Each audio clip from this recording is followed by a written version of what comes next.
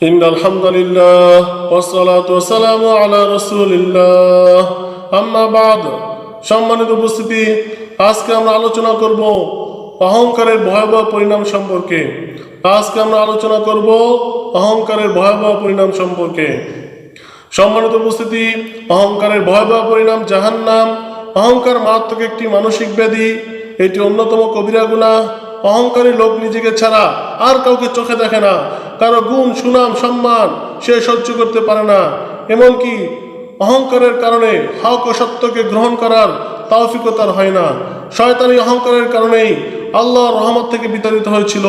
তাই শয়তান হলো অহংকারীদের ইমাম ও সর্দার। সকল অহংকারী তার অনুসারী। আল্লাহ তাআলা যখন সকল ফেরেশতাদেরকে নির্দেশ দিলেন আদমকে সিজদা করতে, শয়তান অহংকার বশে আল্লাহর আদেশ মানতে অস্বীকার করেছিল। সে বলেছিল, আনা খায়রুম মিনহু খলাকতানি মিন নারিন ওয়া খলাকতাহু মিন তিন। আমি আদমের চেয়ে শ্রেষ্ঠ। আপনি আমাকে আগুন থেকে সৃষ্টি করেছেন আর তাকে সৃষ্টি করেছেন মাটি থেকে। শয়তান আল্লাহ তাআলার সামনে যুক্তি পেশ করলো।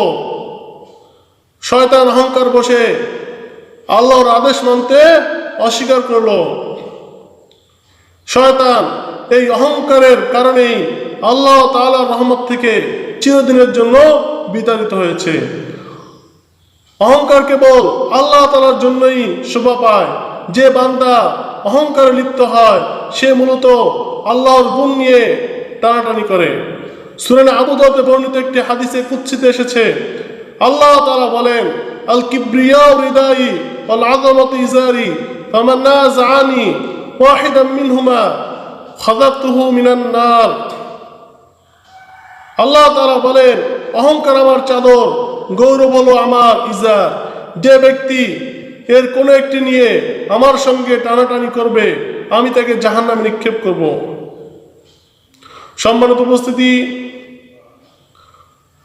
অন্তর থেকে অহংকার সমূলে উৎপাদন করার বিষয়টিকে কোরআন সুন্নাহয় এত বেশি গুরুত্ব দেওয়া হয়েছে যে ভাবলে অবাক হতে হয়। আল্লাহ তাআলা বলেন, ওয়ালা তুসাইর খাদ্দাকা লিন-নাস ওয়ালা তামশি ফিল আরদি মারহা ইন্নাল্লাহা লা ইউহিব্বু কুল্লা মুখতালিন ফখুর।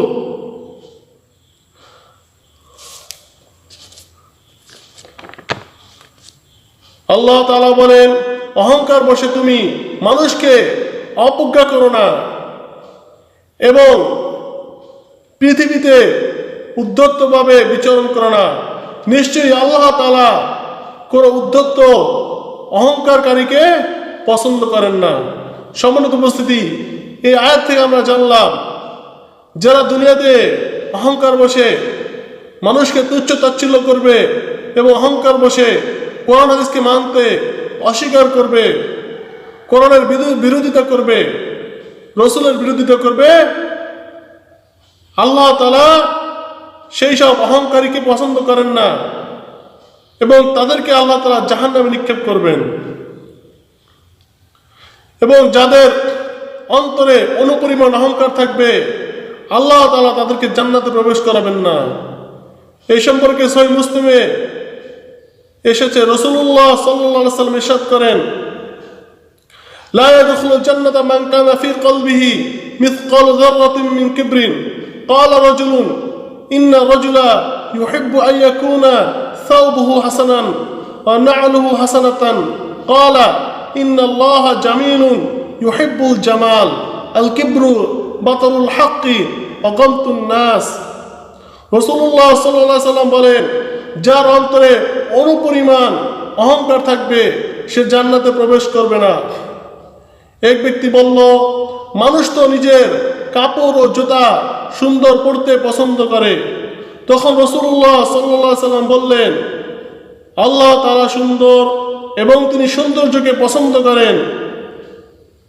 তবে অহংকার হলো সত্যকে প্রত্যাখ্যান করা এবং মানুষকে তুচ্ছ তাচ্ছিল্য করা।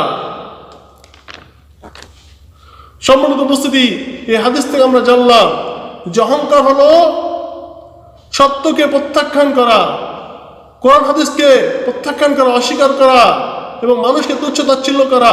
এটা হলো অহংকার। এবং যার ভিতরে এই অহংকার থাকবে সে জান্নাতে প্রবেশ করবে না। সম্মানিত উপস্থিতি, আমরা অনেক সময় কেবল নিজের বরত্ব জাহির করার জন্য হককে পর্যন্ত প্রত্যাখ্যান করে বসি। যারা এই নিজের বরত্ব জাহির করার জন্য অহংকার করে কোরআন হাদিসকে মানতে অস্বীকার করবে, কোরআন হাদিসের বিরোধিতা করবে, কিয়ামতের দিন আল্লাহ তাআলা তাদের দিকে তাকাবেন না, তাদের সাথে কথা বলবেন না, তাদেরকে পবিত্র করবেন না। এটি হবে তাদের অহংকার ও দাম্ভিকতার মানসিক শাস্তি। এই শাস্তি শারীরিক শাস্তির চেয়ে অনেক বেশি কষ্টকর ও লাঞ্ছনাদায়ক হবে। সহিহ বুখারীতে এসেছে, রাসূলুল্লাহ সাল্লাল্লাহু আলাইহি ওয়াসাল্লাম ইরশাদ করেন, লা ইয়ানজুরুল্লাহু ইয়াওমাল কিয়ামাতি ইলা মান জাররা ইজারাহু বাতরান। যে ব্যক্তি অহংকার বশে লঙ্গিকে ঝুলিয়ে মাটিতে হেঁচড়ে নিয়ে যায়, কিয়ামতের দিন আল্লাহ তাআলা তার দিকে তাকাবেন না। সম্মানিত উপস্থিতি, একজন আদর্শ মুমিন কখনো অহংকারী হতে পারে না। মুমিন মাত্রই সবার সঙ্গে বিনয় নম্র আচরণ করে, তাহলে সে আল্লাহ তাআলার কাছেও সম্মানিত হয়, দুনিয়ার মানুষের কাছেও তার মর্যাদা সুপ্রতিষ্ঠিত হয়। আল্লাহ তাআলা আমাদের সবাইকে অহংকার ব্যাধি থেকে হেফাজত করুন। আমিন।